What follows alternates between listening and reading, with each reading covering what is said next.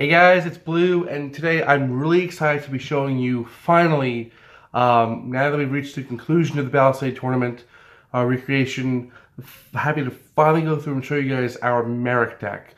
This is one of our oldest decks. It's actually a deck I believe we had kicking around well before we started this channel. He's one of my absolute favorite characters, favorite villains. So this is a deck that we've had for a long time and has been refined time and time and again to its current point where it's probably, such an accurate build for Marik's deck. Also thanks to recently in the last few years, Konami's printed a few more cards for Marik's deck. Because of the added cards, his deck was a little bit over 40 cards, and for the most part, Delta and I we're not worried about decks being over 40. This is an enemy meta that we work with. But for the Balisade tournament, we cut everyone down to 40. Now, Yugi's deck was side deck because he had significantly more cards over 40. His deck was just about 50 cards. Marik's deck was 44, so rather than side deck him, we just cut out the cards that we felt hurt the deck a bit more. Generally, we like to have a good mix of cards played by the character so the decks are accurate. We don't like to cut stuff out just because it sucks. But in cases where we were trying to refine these decks down to 40, we decided to cut the cards that we felt really just hinder the deck more than anything else. I'm going to quickly start with those cards just so that anyone who hasn't seen our Marik deck before, doesn't ask where these cards are in the actual profile. And they are Legendary Fiend. Just the stars and the attack points weren't worth it. Yes, he gains a lot of attack points, but it's really hard to keep him on the field sometimes. So overall, we felt it was easier just to scrap him. Jam Defender and Jam Breeding Machine. They are a really cool combo. They are a key in Strings' deck. They have less use in Marik's deck because of how many other defensive cards Marik has. And yes, Jam Breeding Machine really does have an errata for it. Otherwise, unfortunately, its effect prevents you from summoning another monster like the Egyptian god.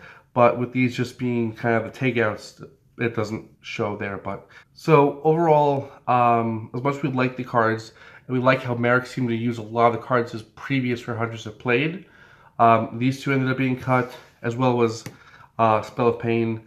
It's a good effect. It doesn't have a lot of application though. There's not a lot of effect damage that is in these decks. I mean, Marik's deck deals a lot of it. Not a lot of decks do. I mean, it's a great counter to Ring of Destruction, but again, it was a card that, as much as I liked it, it didn't see a lot of play in our duels, so these cards were just cut out to help streamline the deck and keep it at 40 cards. There are other cards that you could, have cut instead, if you want to build a slightly altered version. But going through the deck, Gilgarth, Melkid, Melkid being essential for Desgardius, Boganian, so again that burn damage that now I'd argue that this is more of a Yami Marik deck than like Marik Ishtar's deck, only because it was much more focused on torture and pain and the shadow games that, I mean, Marik wasn't a great guy, but the deck feels to me seemed a bit more sick and twisted than what he actually was. So I'm curious, at least from my standpoint, what Marik's deck would have been before, because I get the impression that this version wasn't quite what his was. But, perhaps it is and I'm mistaken. But Dark Geroid, Julago was a normal monster in the anime. Not something Delta and I felt needed to change, but likely could just be played as a normal monster. Grandora is on our errata list, which you can find in the document below in the description, but we just modified it so it's not as costly as it is in the TCG printing. Helpoemer, a real old school favorite of mine. It's a really cool card. I definitely think it kind of works with Marik's deck because it's just another card of his that if it's not paralyzing monsters, if it's not hitting you for life point damage, this one is hitting resources. Marik's deck was very focused on you know, hurting the opponent through a variety of ways. Two absolute favorites is Holding Arms and Holding Legs. Newer additions to the deck, thankfully they were finally printed. Previously, this deck had Visor Desk and Visor Shock because they were very comparable. They seemed like the TCG translations of these two cards. And then Konami just went up and printed these two cards. So it's really cool that, you know, especially the last few years, a lot of Marik's cards have come into printing, and then this deck has just become more and more accurate, and just so cool to be playing through, you know, the Yami Marik deck. Jurigato is a card that we did fill into errata. It has a really cool effect. This card is better than it would have been if it wasn't changed, if you want to use it for competitive play. But for anime stuff, Delta and I kind of were wary on using hand traps. Really cool card though. I wish the art was a little bit different more with the anime, but nonetheless, it is one of the newer cards that I'm so happy to have for Marik's deck. Lava Golem, an oldie but a goodie. Likunga and Lord Poison comprise a small plant theme that he had in the four-way duel. Makira, it's always a Marik staple. Mass Beast Descardius, so again, continuing on with some of the better cards from his Rare Hunters that he nitpicked, and of course, Descardius does come with Mask of Remnants. Newdoria. Revival Jam. If you saw our strings deck profile, you saw the current most erratum for Revival Jam. If you haven't, basically, as originally a long time ago, we changed it up so that it wouldn't have that life point cost, but it was the same effect otherwise. The life point cost is not necessary for anime duels, but even still, it was too slow for Strings' deck, which has a very limited functionality. So for that, and of course, it's going to be the same in this deck too, is that now there's no life point cost, and instead of coming back from the standby phase, it comes back during the battle phase. So it's much more like its anime counterpart, which made it nearly indestructible. Nearly. The last monster is, of course, the big bad Winged Dragon of Ra. And what kept adding to the deck count was, of course, them making new Ra cards, despite the fact that in the anime, it's all one card. And yes, this is not the tournament legal effect version of Ra. We replaced those in all of our decks to have the original Egyptian god cards, because we just prefer the card coloring on the originals. We like the text. We always reference the effects. So there's no need in our anime meta for the actual written effect ones. They work great together. Konami did a really good job adding to the Winged Dragon of Ra to give it its laundry list of effects. I mean, this card had effects upon effects. That's what made it the most powerful card in the class, above even the other two Egyptian god monsters. We've changed those up slightly. First is that we removed the effect, pay 1,000 points to destroy a monster, because that was a Phoenix mode effect from the beginning, and then eventually when they made Phoenix mode, hey, that effect is in there. The key thing is that when you summon the Winged Dragon of Ra with our erratums, it's that it does get the attack points from the monster you tribute. I don't know why this wasn't translated to the card game when they made it. They gave it the point-to-point transfer, and that you had to pay everything but 100. We are keeping that, of course, but we are also going with the tribute attack bonus. I'm not sure why, because they've had other monsters that have had that ability. So we wanted to make sure to restore the Winged Dragon of Ra. So Sphere Mode is excellent. It allows you to summon it at the cost of the opponent's monsters. Our Ra is also not destroyed when special summoned by Sphere Mode, because that would kind of defeat the purpose of the way it worked in the anime. But all combined, we decided to go with 3 cards versus condensing it to just all errata on the original card. We wanted to use the cards Konami had produced, because Konami went through the effort to produce 2 more cards to complete the Winged Dragon of Ra. And I have to say, it's really, really amazing that they actually did go through and do that. There's a lot of other cards I wish they would print. from this character, from this season, from, you know, this anime, from other animes, but I have to say, at least in stuff like the Raws, they did an excellent job. Black Pendant, Card of Sanctity, one of the oldest erratas we have, which is just both players draw, so they have 6 cards. Left Arm Offering, again, great to see new cards being printed from Marik's deck.